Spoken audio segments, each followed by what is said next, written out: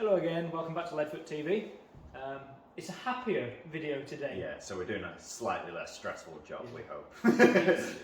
It's an actual modification rather than a repair to one of our cars. I've got... Be right back.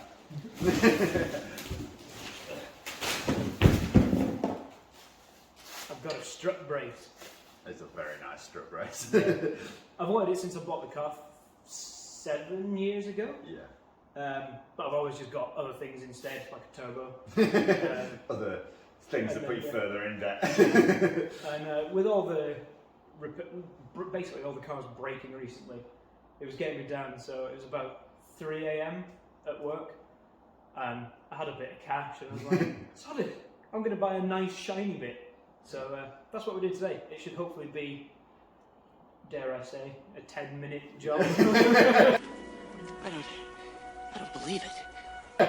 Yeah, so the brace is from Summit Racing. Yeah. And yeah, it's pretty cool. It's got a master cylinder stopper built into it. So basically what that does is you wind it in up against the back of the master cylinder. It stops all the flex in the wall of the bulkhead. There's another bit now, I'm sure. But yeah, it stops all the flex in the bulkhead, and basically it just gives you a firmer brake pedal. So that goes up against the brake stopper and the master cylinder on that side. Yeah. And yeah, basically braces against that, so it'll give a much nicer feel. Yeah. Sweet. So let's do it. Okay, so to complete this job, what you'll need is a 17mm spanner. I've also got the 17mm ratchet spanner just for ease of use with the master cylinder stopper. You need a 12mm socket on a ratchet. A deep one as well. Deep one, yeah, definitely helps for the top mount nuts on the suspension. And then you'll also need it was a 9mm, wasn't it? 8mm. 8mm. An 8mm Allen key or Allen key bit, also to go in a ratchet. Or you can make do with just the Allen key itself. So we're going to start off by whipping off the nuts on These the nuts? Got him! on the top of the strut. I couldn't help it, I'm sorry. I just lost my point. Yeah, so we're going to take the nuts off the top of the strut, and then it's basically as simple as taking the nuts off, dropping the strut brace on, and then we'll wind in the master cylinder stopper up onto the master cylinder. So yeah, let's do it. Good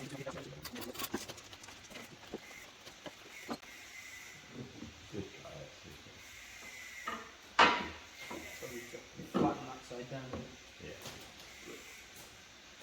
Yeah, undo that. So before we put it on, we're just going to loosen this nut and bolt. So it's a 8mm Allen key, 17mm spanner, and basically that just lets you flex the ends around so that you can get them in, because obviously the strut towers aren't completely straight. So if it gives us a bit of wiggle room, you can get it in, tighten the nuts into these bits, and then once it's in place, we'll tighten the bolts back up. Cool. So we've got those loosened off now. We're just going to drop it on. Oh, we've got to get that past there. Beautiful. Cool. And then it's just a case of dropping the nuts back onto the strut towers and tightening them up. This might actually end up being a 10-minute job. We literally have never done any of those things.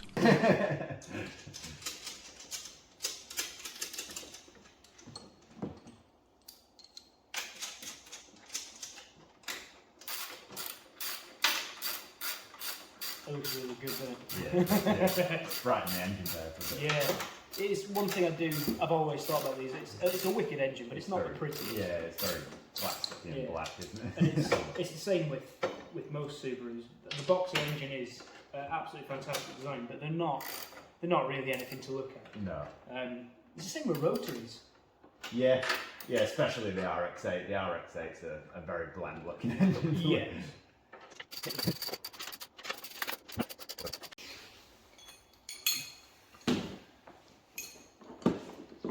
So we're all tight on top of the strut towers. We're just going to tighten these bolts back up.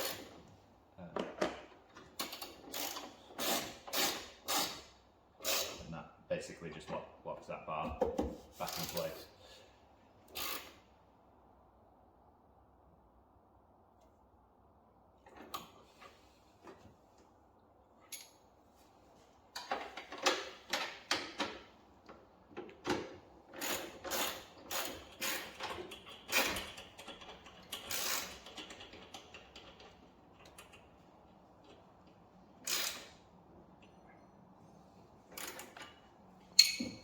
Solid. So last thing to do is just to get your little plate that comes with it to brace against the master cylinder.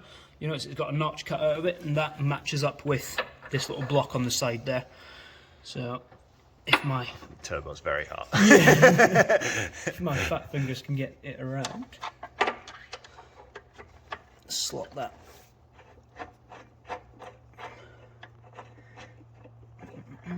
up inside there, get it lined up.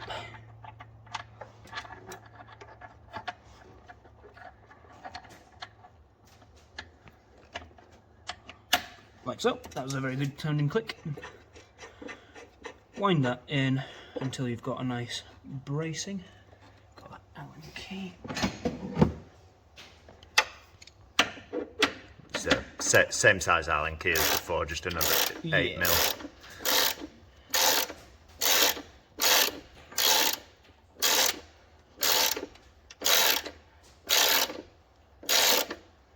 That'll probably do. I don't think you need it too tight. Wind it in to give a bit of resistance, and then there's just a securing nut on that that bolt as well, so we'll just wind that right down and lock it off against the brace.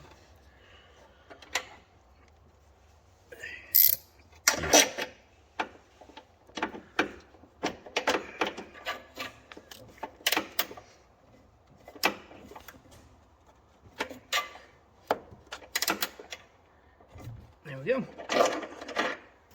Job done. Cool. Hey, something went right. Super duper! That's nice! Way to go! Neato, gang! Yes! Boy! Oh. Man, that was good news. We should have set a stopwatch. I think that was maybe 5 minutes. Yeah. We didn't have to weld anything. We didn't have to burn no anything power off.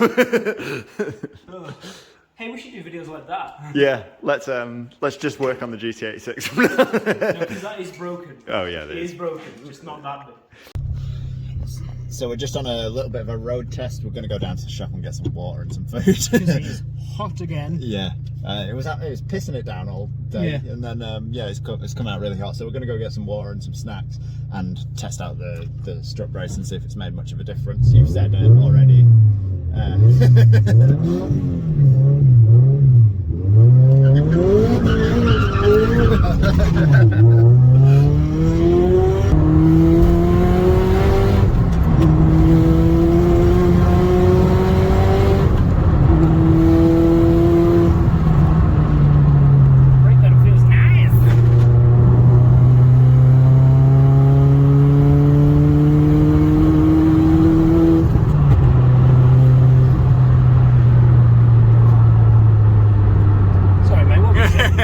You were saying that the brake pedal definitely feels firmer. Yeah. So there's less travel in the pedal before. I feel quite good resistance. Yeah.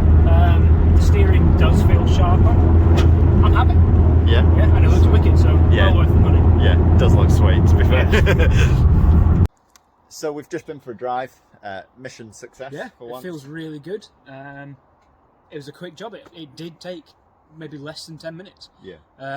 Went on super easy. Really nice design. Looks fantastic. Does what it says it'll do. It's really good quality, like the manufacturing behind Yeah. it, like decent bolts. The powder coating's really good on it. Yeah. It just looks like really, really high quality.